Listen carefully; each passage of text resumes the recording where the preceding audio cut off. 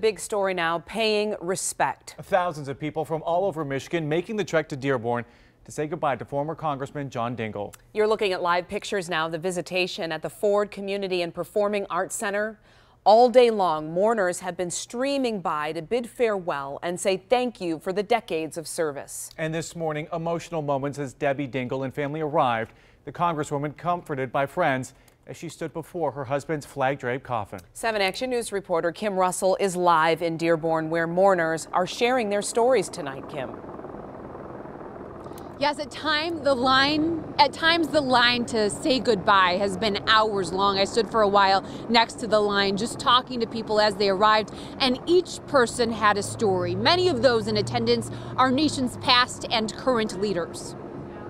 U.S. Representative Debbie Dingell gathered with loved ones at the Ford Community and Performing Arts Center in Dearborn this morning as the casket of her husband, retired Congressman John Dingell, arrived. She stood by his casket with his children and other family members, making an effort to thank everyone there to say goodbye. In another room, a video played, paying tribute to the nation's longest-serving congressman in history. For more than half a century, in every single Congress, John introduced a bill for comprehensive health care. Well, to me, Congressman Dingell was a mentor. I followed him throughout his career. I think he really set the example for all of us who pursue public service. Fellow public servants came to say goodbye, often sharing stories of accomplishments they witnessed. I worked as chief of staff on the U.S. Auto Rescue, and obviously John Dingell was a huge part of that. His whole team, his incredible energy and fortitude towards doing the right thing, and always doing the right thing for Michigan. Congressman Dingell was passionate about health care, making sure that everybody, no matter who they were, no matter where they live, have access to quality health care.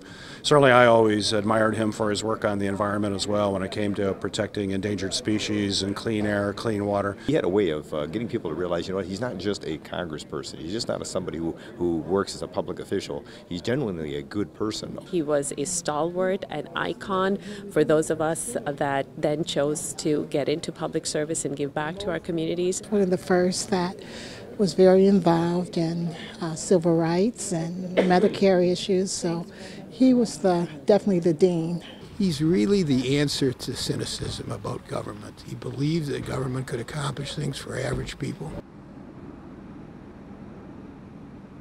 And as you look at the lines of people waiting to pay respect, you can see that many of them are veterans. I spoke to his daughter-in-law, Cindy Dingell, and she said that as a World War II veteran, that would have meant so much to Representative John Dingell. We'll have more coverage and more stories ahead on 7 Action News at 6. Reporting live in Dearborn, Kim Russell, 7 Action News. Just seeing that shot of Debbie watching her husband's coffin come in, you can certainly feel the moment, and hearing the stories. Kim, thank you so much. Of course, some of the biggest names in politics will be speaking at the funeral services for the congressman tomorrow in Dearborn, and that includes Vice President Joe Biden, also Dingell's longtime friends, Representatives Fred Upton and John Lewis. President Bill Clinton will be taking the podium at Thursday's service in Washington, along with former House Speaker John Boehner and current House Majority Leader Steny Hoyer. And again, tomorrow's funeral service for Congressman John Dingell taking place at the Church of the Divine Child in Dearborn. Our live coverage will be getting underway at 9 a.m. right here on 7. We'll also be streaming it for you on our website, WXYZ.com, and of course on our Facebook page as well.